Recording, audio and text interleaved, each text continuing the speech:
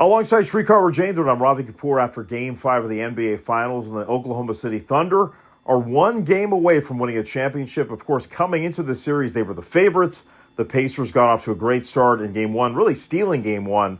But they had a chance to secure a 3-1 lead, and they may be kicking themselves after giving away Game 4, because in Game 5, the Thunder were dominant.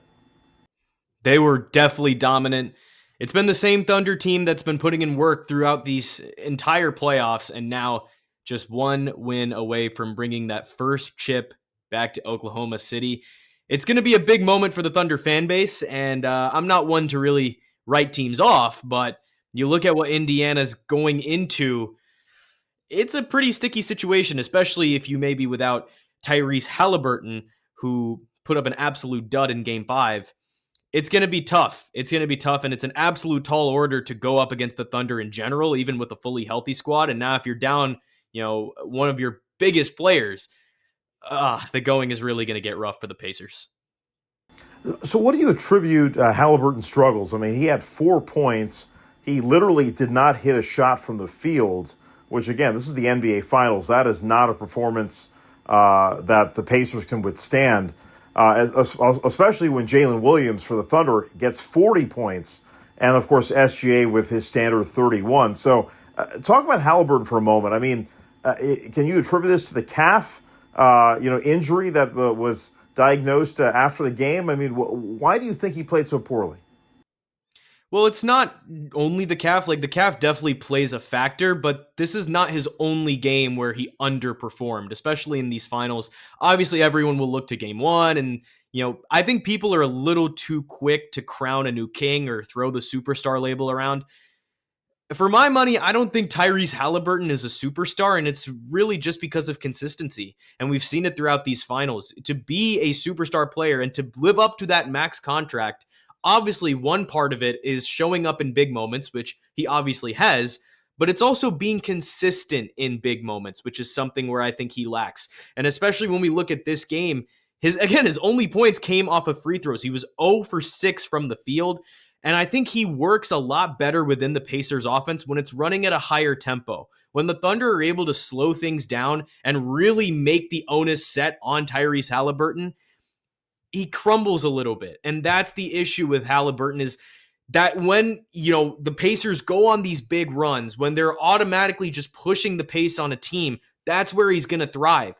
But otherwise, it's hard for him to get those set shot threes, for him to work through the offense and flow as good as he can when the Thunder are consistently locking you down. So I think the Thunder have, in part, done a great job of just slowing the pace down of all these games and making sure they dictate what goes down, how they're going to run the floor and run the offense. Because what the Pacers are doing right now is maybe fine against other teams, but you're running into a buzzsaw with the Thunder, and I think that doesn't help Halliburton in the slightest.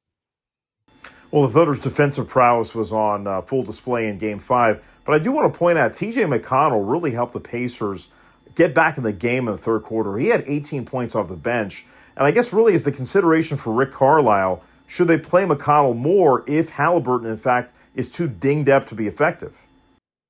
100%, especially when you look at what happened in this past game. I think McConnell would be your next go-to. Obviously, Pascal Siakam has been, the guy for the Pacers throughout these whole playoffs. He's really stepped up to the plate. I think this version of Siakam has been a better version than the one, when he was with the Raptors, when he won a chip back there. I think TJ McConnell, though, coming off the bench was a huge spark plug. He just facilitates the offense really well. Like, when he's in control of the offense, everything starts to kind of formulate a little bit better. There's no panicking. He's always kind of set the tone. And I think that's exactly what the Pacers need going into this next Game 6, because you're in front of your home crowd and you want to go on as many runs as possible. And I think McConnell affords you a great shot at doing so. And if he can facilitate, if he can run the offense as good as he did in this past game, the Pacers were never really out of it. Like, they were down by a lot, but they eventually came crawling back. And a lot of it was because of what TJ was doing on the offensive end and on the defensive end too. So I think TJ McConnell is definitely, can he play that spark plug role again? I 100% think he can. Well, the Pacers have to make up for some lost ground now. They have Game 6 at home.